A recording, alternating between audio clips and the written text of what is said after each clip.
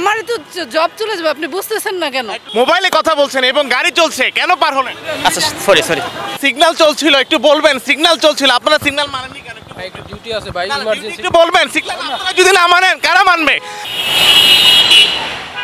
রাজধানীতে যানজটের কারণে কর্মঘণ্টা নষ্ট হওয়া, পরিবহন খরচ বৃদ্ধি এবং দুর্ঘটনার ঝুঁকি দিন দিন বাড়ছে। এমন পরিস্থিতিতে সড়কে ট্রাফিক সিগন্যাল বা ল্যাম্পপোস্ট স্থাপন একটি ইতিবাচক পদক্ষেপ হলেও বাস্তবতা ভিন্ন।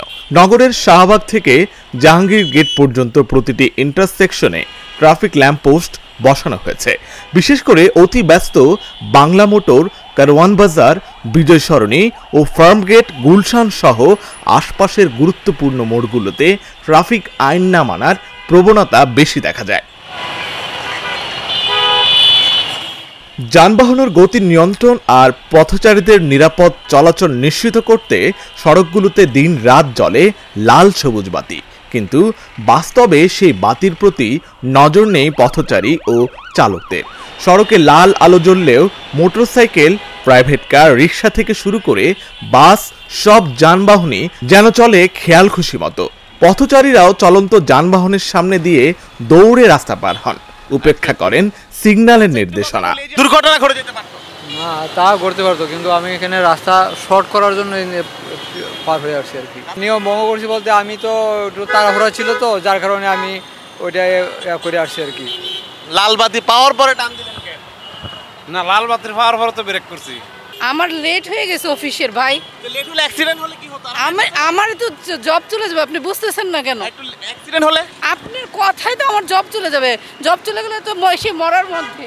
ওইদিকে যাওয়ার একটা টাইম আছে, যেমন এখন না যাওয়া যায়, সিগন্যাল পড়ছে না, ওই সিগন্যালের কারণে ওইদিকে যাবো আর কি। সিগন্যাল না পড়লে তো যাওয়া উচিত না। লালবাতি জ্বলার সঙ্গে সঙ্গে যানবাহন থামার কথা থাকলেও বেশিরভাগ চালকই সেটি মানেন না। এমনকি পুলিশের উপস্থিতিতেও সিগন্যাল ভাঙার প্রবণতা কমেনি। ফলে বাধ্য হয়ে ট্রাফিক পুলিশ সদস্যরা আগের মতোই হাতের ইশারায় গাড়ি থামাচ্ছেন। ঢাকা শহরে দীর্ঘদিন ধরে আমরা ম্যানুয়াল সিগন্যাল চালাই অভ্যস্ত হয়ে গেছি। ট্রাফিক যারা ড্রাইভার আছে তারাও এই ম্যানুয়ালি যাইতে অভ্যস্ত হয়ে আছে। ওরা ট্রাফিক বাতির দিকে না তাকায় ট্রাফিকের হাতের দিকে তাকায় থাকে। এখনও তাদের অভ্যস্ততা সিগন্যালে আসে না। এটা দীর্ঘদিন প্র্যাকটিসের ফলে যেহেতু ম্যানুয়ালি চালানো হয়েছে, সেই অভ্যস্ততা ওদের আছে। সবাই সিগন্যাল মানতে চায় না, আবার যখন সিগন্যাল থাকে ড্রপ করে রাখতে চায়, তাহলে বাকি যে কাজটা থাকে আমার অসমাপ্ত থাকে। আমরা যেটা অ্যানালগভাবে, যেটা আমরা হাতের কথাটা বুঝি অ্যানালগ, তো অ্যানালগটা ব্যবহার করতে হয়, না করলে কাজটা সম্পূর্ণ করতে পারি না। কারণ মানুষগুলি ওই মোবাইল আছে না, স্মার্টফোনগুলি সিগন্যালটা থাকলেই সবাই স্মার্টফোনটা লয়ে বয়ে থাকে, কিন্তু সিগন্যালের দিকে আর তাকায় না, গিয়ে আবার হাত দিয়ে বলতে হয়, এই ভাই টানছেন না কেন? হ্যাঁ ভাই সরি গেতে টানে। চালকরা বলছেন অনেক সিগন্যাল ঠিকঠাক মতো এখনো কাজ করছে না বা ভুল সময় দেয়। তবে এই উদ্যোগের সাধুবাদ জানায় তারা। সিগন্যাল বাতি তো আছে, সিগন্যাল বাতি অনুযায়ী তো আর থামে না। সিগন্যাল টিগন্যাল কোনো তো সিস্টেম কেউ মানে না। আর মানতে তো হবে, মানবো না কেন?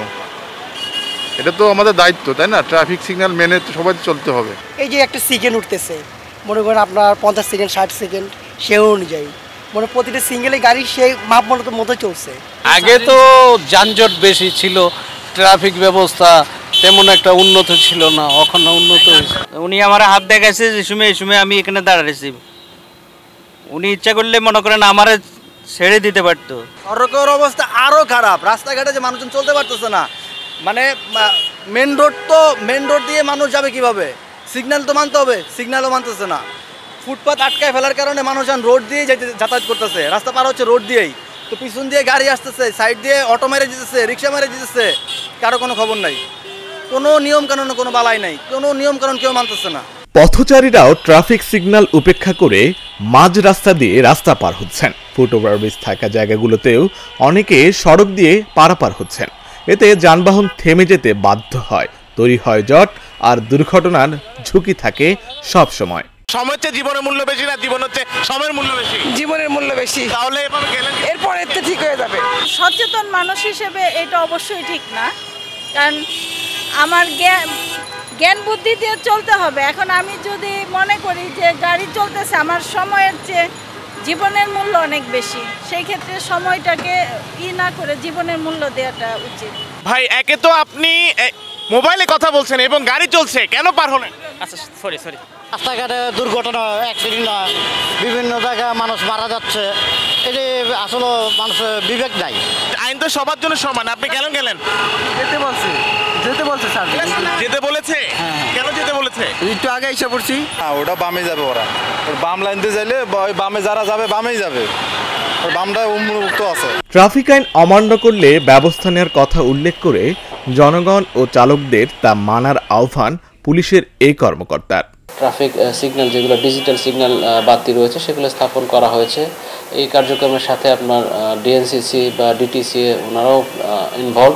তো আমাদের ট্রাফিক বিভাগের পক্ষ থেকে প্রত্যেকটা সিগন্যালে এবং সড়কে যেন ডিসিপ্লিনটা ঠিকমতো ফিরে আসে, মানুষের কর্মঘণ্টা বলেন, যাতায়াতের সময় কম বলেন, সেগুলো যেন কমে আসে, সেই লক্ষ্যেই মূলত এই সিগন্যাল বাতিগুলো, নতুন যে বাতিগুলো লাগানো হয়েছে সেগুলো চলছে। যারা পথচারী তাদের প্রতি আহ্বান, আপনারা আপনাদের সিগন্যালটা ফলো করবেন, এবং যারা যানবাহন চালক তাদের প্রতি আহ্বান, আপনারা আপনাদের সিগন্যালগুলো ফলো করবেন। এই সামগ্রিকভাবে সবাই যদি নিজেদের আইনগুলো বুঝতে পারেন, জানেন এবং সেই অনুসারে মানেন, তাহলেই একটা নিরাপদ সড়ক গঠন করা সবার পক্ষে সম্ভব হবে। আর পাশাপাশি আমাদের ট্রাফিক পুলিশের পক্ষ থেকে ভায়োলেশন হলে আমরা আইনগত ব্যবস্থা রেগুলারলি আমরা নিচ্ছি এবং এটা আমাদের কার্যক্রম অব্যাহত থাকবে। সিগন্যাল ভাঙা এখন চালকদের সংস্কৃতিতে পরিণত হয়েছে। যতক্ষণ পর্যন্ত আইন কঠোরভাবে প্রয়োগ না করা হবে, চালক ও পথচারীদের শৃঙ্খলায় আনা যাবে না। তবে অন্যের দেখাদেখি বিবেকবান মানুষ আইন অমান্য করতে পারে না বলে মত এই সমাজবিজ্ঞানীর। যতক্ষণ পর্যন্ত মানুষের নিজের বিবেক জাগ্রত না হবে, ততক্ষণ পর্যন্ত সমাজের কোনো পরিবর্তন করা যাবে না। আমার নিজের বুঝতে হবে।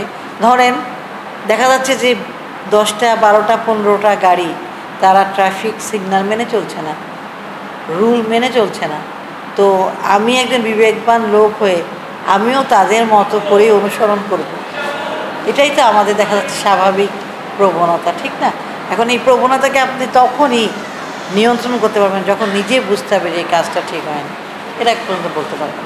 90 দশকের সময় ঢাকায় প্রায় 110টির বেশি মোড়ে লাল সবুজ বাতির মাধ্যমে ট্রাফিক সিগন্যাল ছিল। এরপর সেটি ধীরে ধীরে বিকল হয়ে যায়। ট্রাফিক ব্যবস্থাপনায় শুরু হয় হাতের ইশারা, যা ট্রাফিক আইন না মানার প্রবণতাকে আরও শক্তিশালী করে। গত বছরের 5 আগস্টের পর অন্তর্বর্তী সরকার আবারও ট্রাফিক ব্যবস্থাপনায় সড়কবাতি স্থাপনের নির্দেশ দেয়। প্রাথমিকভাবে হাইকোর্ট মোড় থেকে উত্তরা আবদুল্লাপুর পর্যন্ত 22টি ইন্টারসেকশনে এই সড়কবাতি স্থাপনের উদ্যোগ নেওয়া হয়। ইতোমধ্যে শাহবাগ থেকে জাহাঙ্গীর গেট পর্যন্ত 60টি ইন্টারসেকশনে এই লাল সবুজ বাতি বসানো হয়েছে। চলছে পরীক্ষামূলক কার্যক্রম। 2024 সালেই সিগন্যাল অমান্যের কারণে ছোট বড় মিলিয়ে প্রায় 2000-এর বেশি দুর্ঘটনা ঘটেছে। 2025 সালে এসেও এর পর্যায় একই। তবে সংশ্লিষ্টরা বলছেন, যতক্ষণ না উভয় পক্ষ সচেতন হবেন ততক্ষণ এই সুফল মিলবে না। আশিক আরেফিন, ঢাকা জার্নাল।